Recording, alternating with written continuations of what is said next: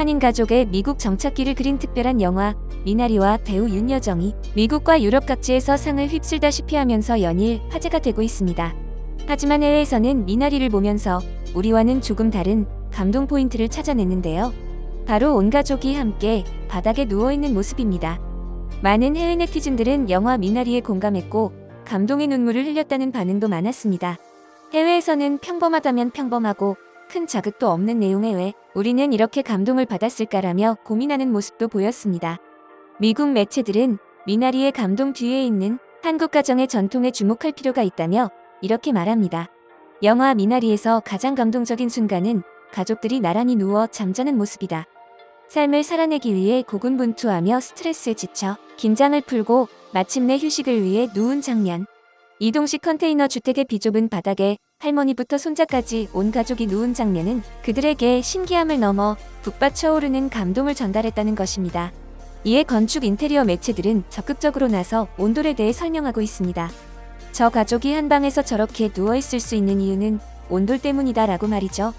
해당 기사에서는 한국의 공동수면 전통은 개인의 사생활보다 가족 보호를 우선시하는 육아 철학에서 비롯된 것이기도 하지만 집 구조와도 연관성이 있다고 설명합니다. 대표적인 것이 2018년 국가무형문화재로 지정된 한국의 전통적인 난방 방식 온돌이라고 말했는데요.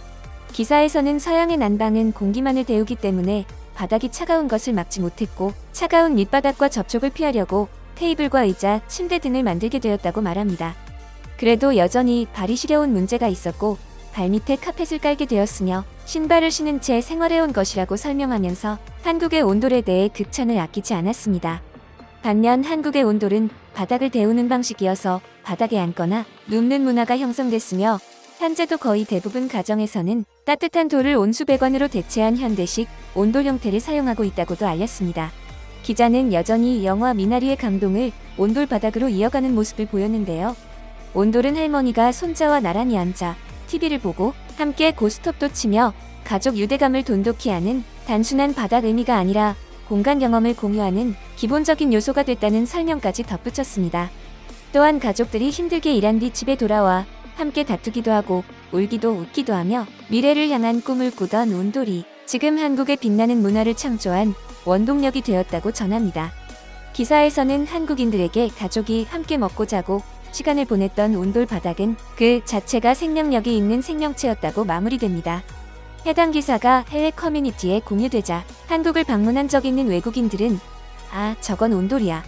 누워본 사람만 알지? 정말 따뜻해. 한국의 겨울은 끔찍하도록 춥지만 집안에서는 반팔을 입고 다녔어. 평창 올림픽에서 선수들이 바닥에 누워있는 거 봤어. 운동을 마치고 누워있으면 근육이 풀린다던데? 돌이라고 해서 딱딱할 줄만 알았는데 이상하게 딱딱하지가 않아. 따뜻한데 이상하게 푹신하고 밀도가 꽉 차있는 느낌이야 라며 반가움을 표현했습니다.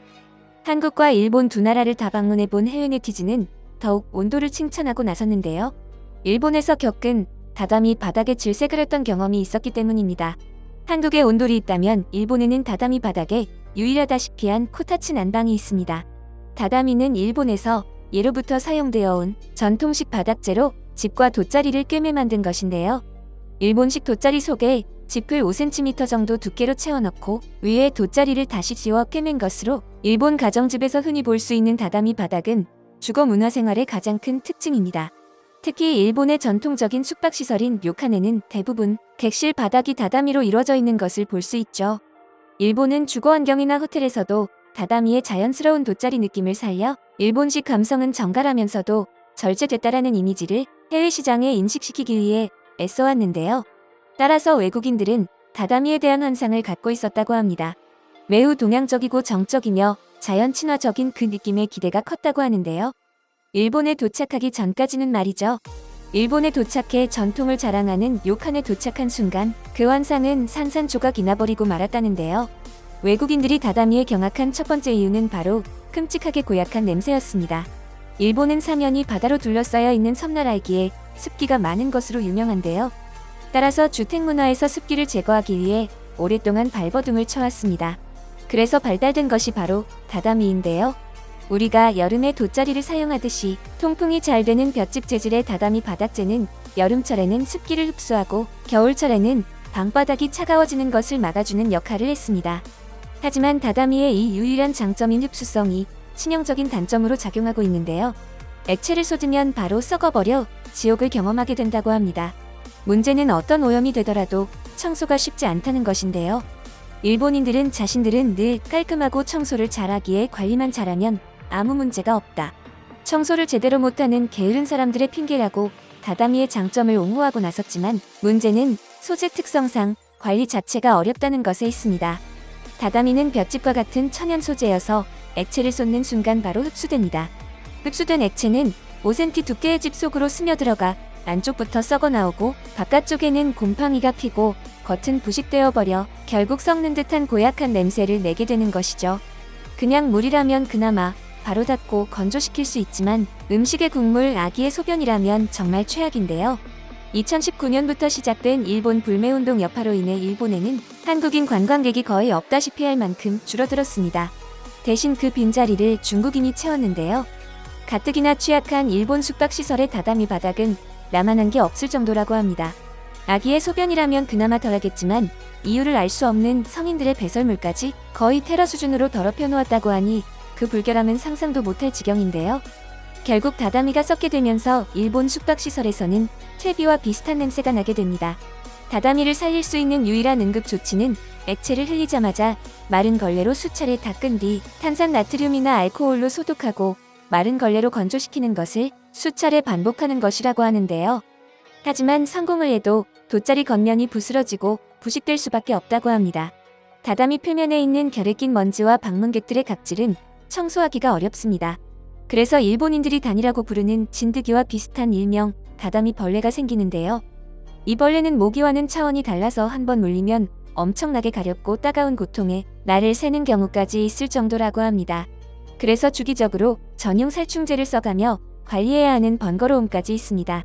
이사를 하거나 가구를 옮길 때도 결 반대쪽으로 무거운 물건을 끌면 다다미는 바로 손상되기에 항상 주의를 기울여야 한다는데요. 이쯤 되면 바닥재가 아니라 상전이라고 불릴만 하죠. 이렇게 장점은 거의 없고 단점만 끝도 없이 많은 특징 때문에 현재는 일본에서도 젊은 층들 사이에서는 다다미 바닥을 거부하고 있습니다. 오로지 정부 차원에서 가장 일본스러운 관광 상품을 포기하고 싶지 않아서 질질 끌어가는 존재일 뿐입니다. 게다가 한국의 불매운동에 이어 코로나 여파로 일본 료칸들의 경영이 어려워지자 일본 숙박시설을 인수하려는 중국 투자자들이 눈독을 들이고 있습니다. 지난달 니혼 게이자 이신문에서는 숙박시설 매매를 중개하는 호텔 료칸 경영연구소 자료를 인용해 올해 2월 중국에서 들어온 일본 도쿄 숙박시설 인수 상담은 모두 240건이나 됐다고 보도했습니다. 중국이 관리하는 일본 전통 숙박시설은 상상만 해도 끔찍한데요. 이미 한국 온돌의 매력에 푹 빠져버린 외국인들은 일본 다다미까지 비교가 되자 더욱 한국의 온돌에 열광하고 있습니다. 일본은 한번 만들어버린 전통이 아무리 불편해도 버리지 못해 발전해가지 못하는 것이 아닐까요? 여러분의 소중한 의견을 남겨주세요. 바쁘시더라도 구독과 좋아요 부탁드립니다. 지금까지 단골이시였습니다. 시청해주셔서 감사합니다.